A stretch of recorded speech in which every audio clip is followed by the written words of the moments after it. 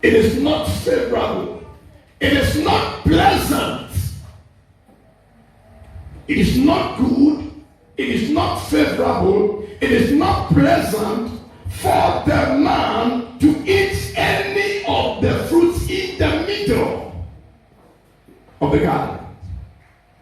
He said, of every tree in the garden you may freely eat, but of the tree of knowledge and good and evil you shall not eat, for in the day that you eat of it, you shall surely do what? Die. You shall surely die.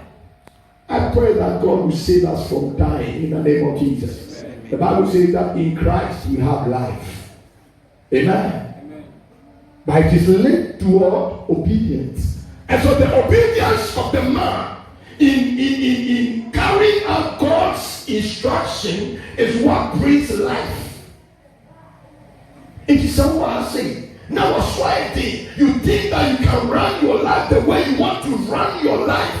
If you are here as a husband, you think that you can run your life the way you want to run it. You are here as a wife or a prospective wife or a prospective husband. You think that when I marry, I want to do it the way I think I should do it. You will fail. The Bible says, when you disobey me, when you eat of the fruit of good and evil, what will happen to you? You will die. And so disobedience is the result. What it is what causes death. Disobedience. If you want to die, then be a disobedient husband or wife. You will die quickly. And you will die. Because disobedience to God is what causes us to die. Amen. All right, let me jump to verse 18. Verse 18, the Lord God said, it is not good, after God had given all this instruction to the man, he saw that the work is not an easy task. And then rather say, it is not good. Verse 18, it is not good. Read it for me. Na Awurade Nyankopɔn ka sɛ, ɛnyɛ sɛ onipa nko tena. Okay. Mɛyɛ ne sɛ soboafoɔ mama no. It is not good for the man to be alone. It is not good. It is not favorable. It is not pleasant for the man to be alone. And so God says, I will make him a helpmeet. And so God created the woman to help the man to fulfill the mission or the assignment. And so get this thing clear. As a woman, if you enter into marriage, you don't have your own agenda. You have the agenda of God. If you are a doctor, know that you are doing this profession as a support to what God had, the assignment God had given to the man. And so that assignment became a united assignment for all of us to make sure that it is fulfilled. This is your assignment, to be a helpmeet. The word helpmeet comes from the Hebrew word Ezeh. Last week I think I explained that. Ezeh helpmeet means that somebody who is ready to sacrifice. A helpmeet, not a helpmate. A helpmeet. Somebody who is ready to sacrifice.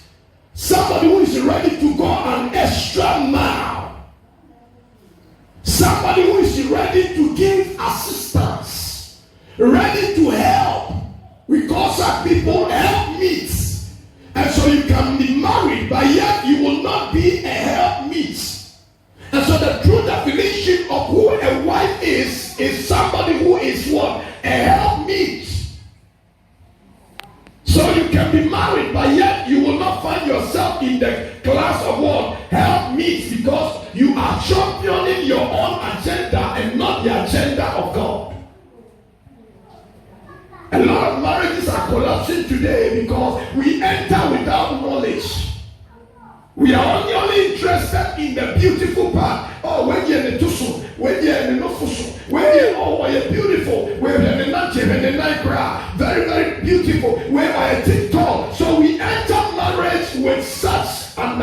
understanding. We are looking at physical beauty, but when you enter the marriage, you realize that physical beauty does not play much role in the marriage.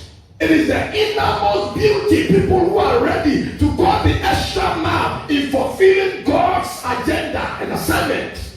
They are the people that are able to become helpmeets, not helpmates. I pray for every woman here that may you become a helpmeet in the name of Jesus. Bible says in the church, nti meye was so powerful and help me, somebody who is like you and is ready to help you. Let me tell you something. Do you know why God didn't create the woman from the dust? God didn't create the woman from the dust, but rather created the woman from the man. Took a part of the man to create the woman, so that the man will know that the woman has equal rights as I do. The woman has come, he's part of me. He is a type of me, he's part of me. He came out from me. Otherwise, if God had created this woman from the dust, the man would have seen the woman as different from me. He also has his own agenda. I also have my own agenda. But God brought the woman from the man, not the dust. The man came from the dust, but the woman came from the man, so that they can understand that he is part of me, he is a type of me, and so we are all together in fulfilling God's agenda, not the agenda of my own. This is the problem we have today. And so the Bible says that God said it is not good. Look, this alone is something that some of us can stand on. It is not good to be alone. And so if you're a wife, a woman here, and you are looking for a husband, quote this scripture to God. Tell God, you said it is not good. And so, Father, for the man to be alone. And so, God, locate me to my man.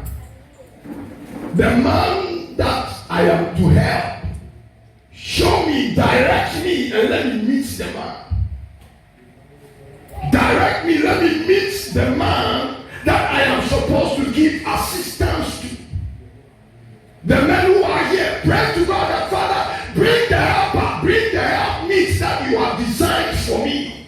The one that is part of me, bring that person. You can only accept somebody who is from yourself or somebody who is from your family. Do you see that we accept? When I see my family, I will accept my family member than somebody who is not my family member. Are you here with me? I will accept somebody who speaks the same language like I speak, rather than somebody who does not speak the same language like I speak. Are you here with me? And so I will be able to identify ourselves on a special ground. The ground of what? One or common agenda. Amen. Amen. And so, verse 19, the Bible says, out of the ground the Lord formed every beast of the field and every bird of the air, and brought them to Adam to see what he would call them. And whatever Adam called each living creature, that was its name. And so it was Adam who gave identity to every creature that existed. So men give identity. God had given men the power to give what? Identity. So children are given identity by their fathers. It is the father who gives the name. If you remember the story of John the Baptist, the father was, what do you call it? I'm going to say,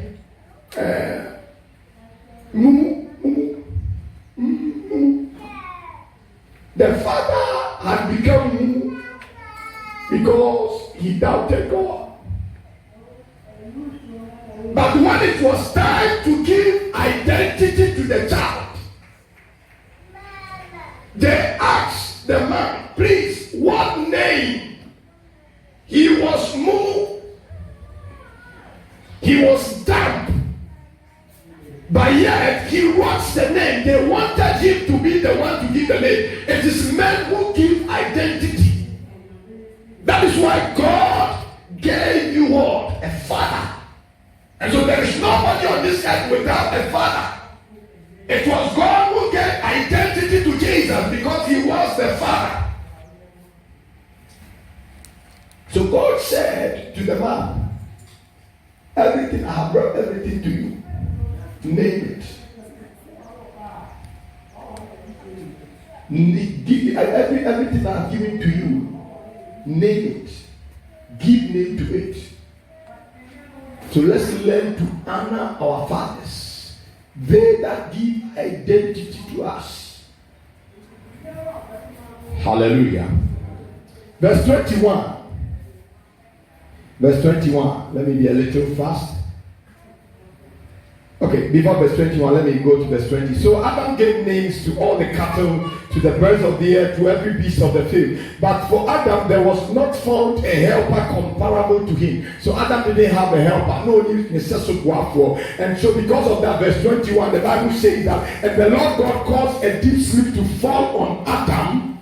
The Lord God caused a deep sleep to fall on Adam, and he slept. And he took one of his ribs, he took one part of him, he took a side from him. The ribs come from the Hebrew word chela. He took a side of him, the rib, and then the Bible says that, and then he used what he took from the man, verse 23. Verse 22, he said, then the rib which the Lord God had taken from man, he made into a woman, and he brought her